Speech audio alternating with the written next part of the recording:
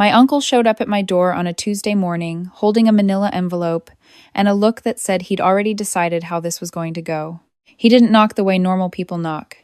He knocked the way someone knocks when they think they own the building. 3 hard raps, then silence, then 3 more. I was still in my robe, coffee in hand, when I looked through the peephole and saw him standing there in his golf shirt with his arms crossed, his wife half a step behind him, with her purse clutched against her chest like I might snatch it. I opened the door. He smiled, but it didn't reach anything above his jaw. "We need to talk," he said, "about Grandma's estate." I stepped aside to let them in, and I remember thinking, they have no idea. "Of course," I said. "Come in." He set the envelope on my kitchen table like it was a verdict, slid it toward me with one finger.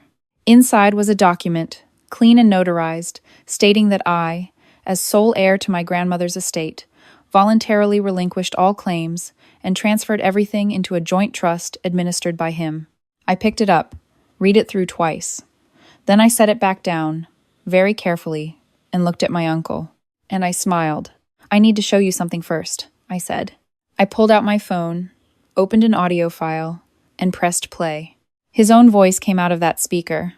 His exact words from 3 weeks earlier, recorded in my grandmother's kitchen when he thought she was sleeping and I was out getting groceries.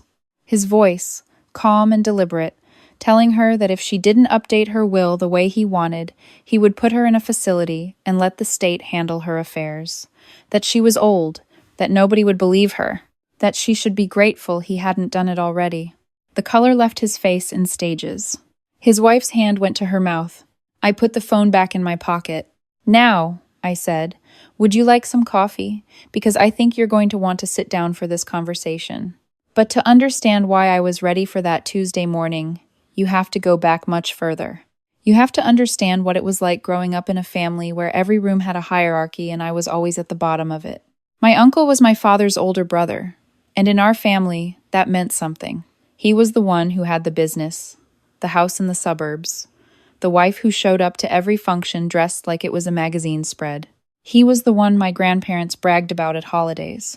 He was the success story, the proof that the family had done something right. My father was the quiet one, the one who worked at the same hardware store for 22 years and never complained about it. He wasn't flashy, wasn't ambitious in the way my uncle was ambitious. He fixed things, showed up on time, told the same 3 jokes at every birthday dinner. My uncle thought he was boring. He said so, not always directly, but in the way he looked at my father across the table, the way he talked over him, the way he'd say, "That's great, Mike," in a voice that meant the opposite. I grew up watching that, and I learned early that in this family, you were either worth something or you were background noise. I was background noise. My cousin Derek, my uncle's son, was 2 years older than me and treated every family gathering like an audition. He had opinions about everything, laughed too loud, and made sure everyone in the room knew when he accomplished something. My uncle beamed at him the way sunlight hits a mirror. I watched that too, and I understood that some kids were born already standing in the light, and others had to find their own. The one person who never made me feel that way was my grandmother. She was the kind of woman who wore the same cardigan for a decade because she liked the way it felt. She kept a jar of butterscotch candies on her counter and offered them to anyone who walked through the door, including the mail carrier. She drove a 2003 Buick with a cracked bumper and had exactly one opinion about it, which was that it got her where she needed to go. My uncle thought she was embarrassing. Not in a way he said out loud to her face, but in the way he'd wave off her suggestions at family meetings, in the way he'd schedule things without consulting her, and then act surprised when she had other plans.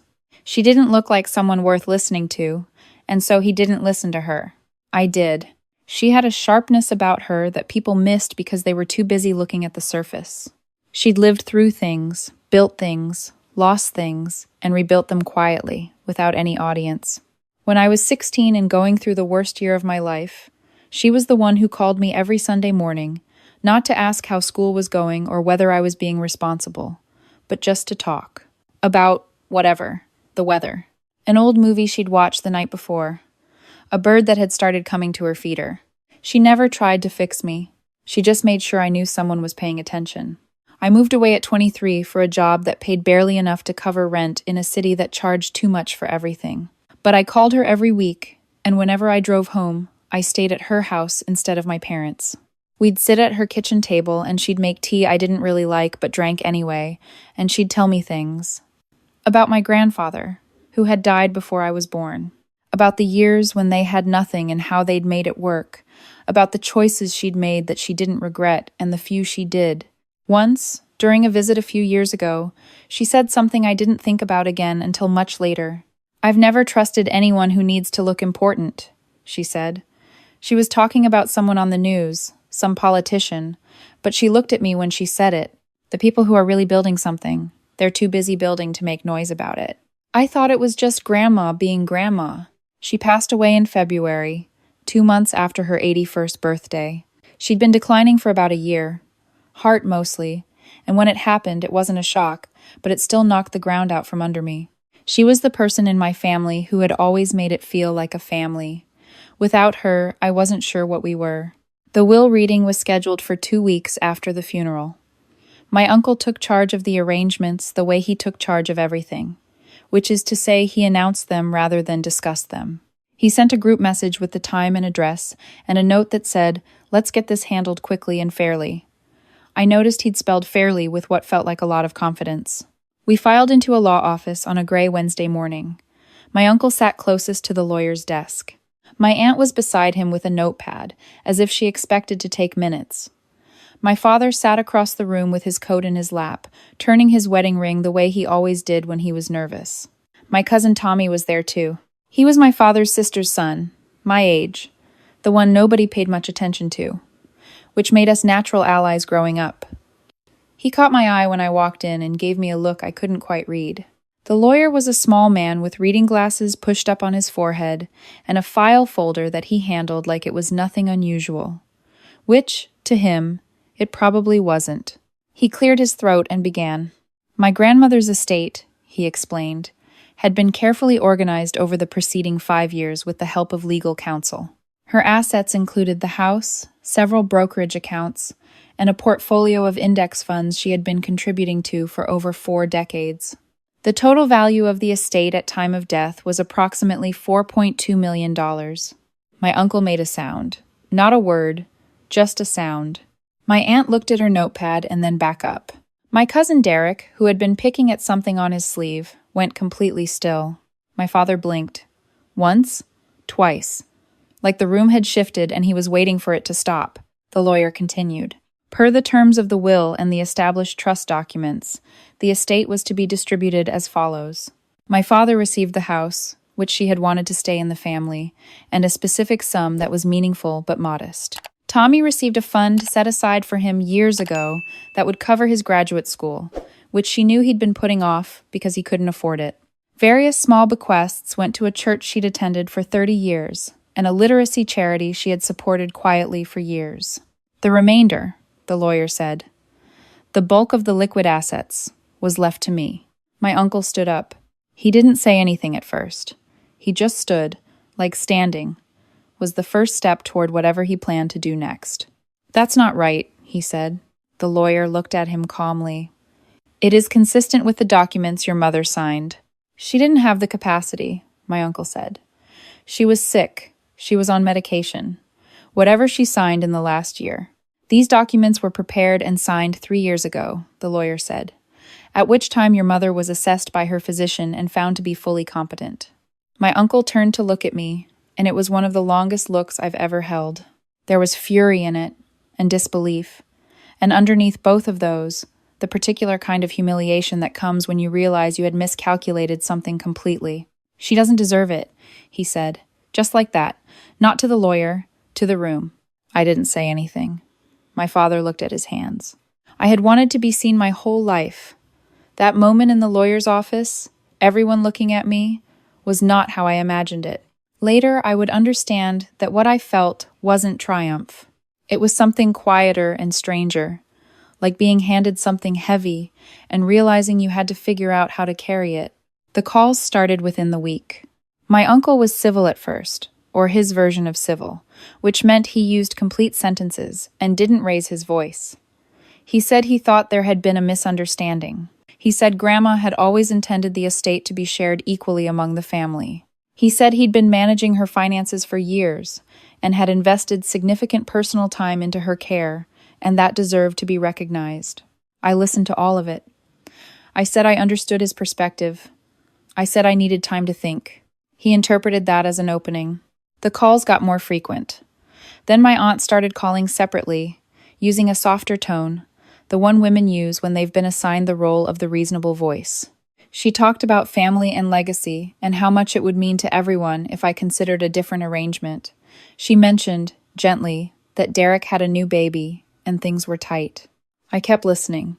I kept saying I needed more time. Tommy called me in the middle of this, on a Wednesday night, his voice low like he was making sure no one could hear him.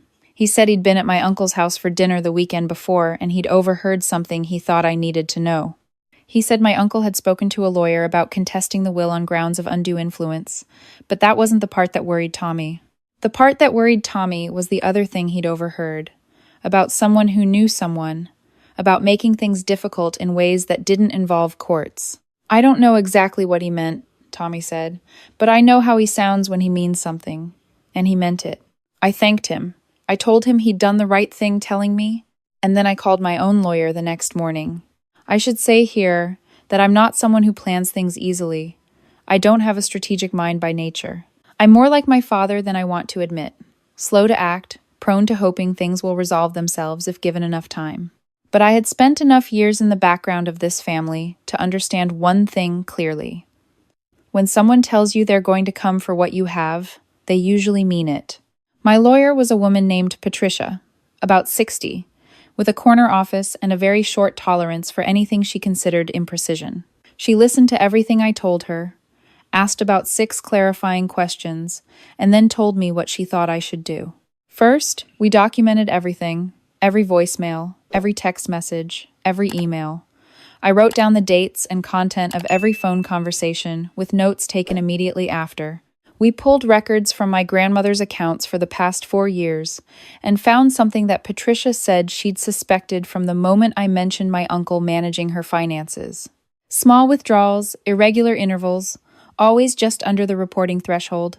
Not enough to be obvious, enough to matter. It wasn't the inheritance he was after. It was what he'd already taken. Patricia referred the financial findings to an investigator she worked with. In the meantime, she advised me to stop engaging with my uncle directly and to document any contact he made with me going forward. That's when the envelope arrived on my kitchen table. So back to that Tuesday morning, my uncle sitting across from me in my kitchen with his wife beside him and his envelope between us and my phone on the table with the audio playing. He tried to explain the recording away first, said it had been taken out of context, said Grandma had been confused that day, that the conversation hadn't meant what it sounded like. His wife nodded along carefully, like nodding was a strategy. I let him finish.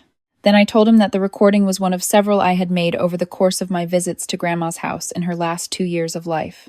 That I had done so after she told me, in her own words, that she was frightened. That she'd asked me not to tell anyone because she was afraid of what might happen if I did. That I had kept that promise until she no longer needed me to. I told him that Patricia, my attorney, was already in contact with the Financial Crimes Unit regarding the account withdrawals.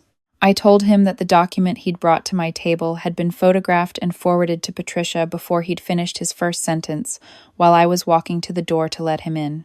His wife stopped nodding. I told him that I had given a lot of thought to what I wanted the outcome of all of this to look like. That I had not wanted to destroy anyone. That I had, in fact, spent several weeks hoping there was a version of this where everyone could walk away with something intact, but that the recording and the accounts and the envelope he had personally placed on my kitchen table had made his intentions extremely clear, and that I was no longer interested in protecting him from the consequences of those intentions. He stared at me for a long time. "You were always trouble," he said finally, "even as a kid." I thought about that. About being 8 years old and eating Christmas dinner at the end of the table while he talked over my father. About being 16 and invisible in a room where he was the only one anyone looked at. About my grandmother pressing a butterscotch candy into my hand at the end of every visit like it was a small uncertain thing in a family full of uncertain ones. "I know," I said. "That's probably why she left it to me." He stood up, and his wife stood up after him, and they walked out of my kitchen and out of my house, and I stood at the window and watched their car pull out of my driveway, and then I sat down at my kitchen table and I stayed there for a long time. The legal process was not fast and was not clean and was not the way things look in television dramas, where everything resolves in a single, well-lit confrontation. The investigation into my uncle's management of my grandmother's finances took 8 months. Patricia told me from the beginning not to expect speed, and she was right. I learned to understand that legal time is its own particular kind of slow, full of filings and responses and procedural steps that each require their own waiting period. What came out of it was more than I had expected and less than it deserved, which seems to be true of most justice. The financial findings showed withdrawals totaling just under $60,000 over a 4-year period. My uncle's attorney argued it was compensation for time spent managing her affairs, that there had been an informal understanding. Patricia argued, with considerable supporting documentation, that there had been no such understanding and that my grandmother had never been made aware of or consented to any compensation arrangement. He was required to repay the full amount with interest. He received a formal finding of financial exploitation of a vulnerable adult. That finding would follow him. His professional licenses, the ones tied to his business, had to be disclosed. Certain doors that had been opened to him were going to stay closed. His wife quietly retained her own attorney about 6 weeks into the process. The will contest he had threatened never materialized. Patricia had prepared for it, and I think he knew it, and somewhere in the first month his attorney advised him to let it go. Derek, to his credit, did not involve himself. I don't know if that was principle or strategy, but I chose to take it as something closer to the former and leave him alone. My father didn't say much through all of it. He called me once, in the middle of the investigation, and said he was proud of me in the careful way he says things when he means them more than he wants to show. I told him the house was his, clean and clear, and that Grandma had wanted it to stay in the family, and he got quiet on the phone for a moment in a way that sounded like he was holding something very steady inside himself. He said, "She always knew what she was doing, your grandmother." I said, "I know." Tommy finished his master's program the following spring. He texted me a photo of himself in the regalia outside the building, squinting into the sun, grinning. I have that photo saved in 3 places because I plan to keep it. 5 years later, my life is different in ways that are mostly invisible from the outside. I live in a city I chose, in an apartment I like, with a small garden on the balcony that I'm better at maintaining some years than others. I have a good job that I would have regardless, because I worked for it regardless, but the security underneath everything has changed what it feels like to walk through a day. There's a steadiness I don't take for granted. The money is invested, mostly. Patricia connected me with a financial advisor who spent our first meeting asking more questions than I expected and explaining more than I thought I needed to hear. I learned about compounding in a way I hadn't when it was just a word in a textbook. I learned how my grandmother had built what she built, adding to the same accounts for 40 years without ever touching the principal, living on what she earned and letting the rest do its work. It wasn't complicated. It just required patience and the willingness to ignore what everyone around you was doing. I set up a trust for myself that is structured the way Patricia and the advisor recommended, and I set aside a separate amount that I think of as Grandma's voice in the room, money that goes to a literacy nonprofit every year, the same one she supported, because she believed that the single best thing you could do for a person was make sure they could read. I spend some of it on things I enjoy. I've traveled. I've bought furniture I actually like instead of whatever was cheapest. I've helped a few people quietly, in ways that don't require them to explain themselves to me. I've learned that giving without conditions is something you have to practice, because the instinct to attach strings to help is stronger than I expected. I dress the way I've always dressed.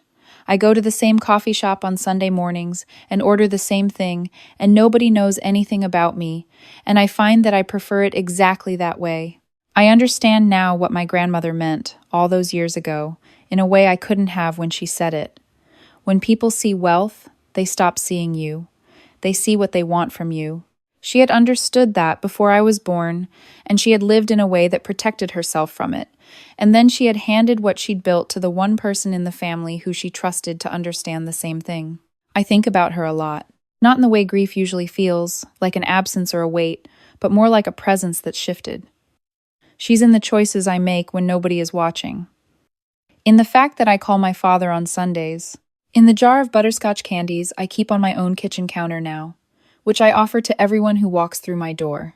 She was the quietest and most deliberate person I've ever known. She never needed anyone to see what she was worth. She just kept building, and she knew when to be patient, and she knew who to trust. And in the end, that was enough. More than enough. I still have the recording on my phone. I've thought about deleting it, but I haven't. Not because I need it anymore, but because her voice is in it, a few seconds at the end, before I stopped the file. She had woken up and come into the kitchen and found me still there, and she'd looked at my uncle's retreating back, and then at me. And she'd said, very quietly, the way she said things she meant all the way through, "You were always the one who paid attention. I keep it for that."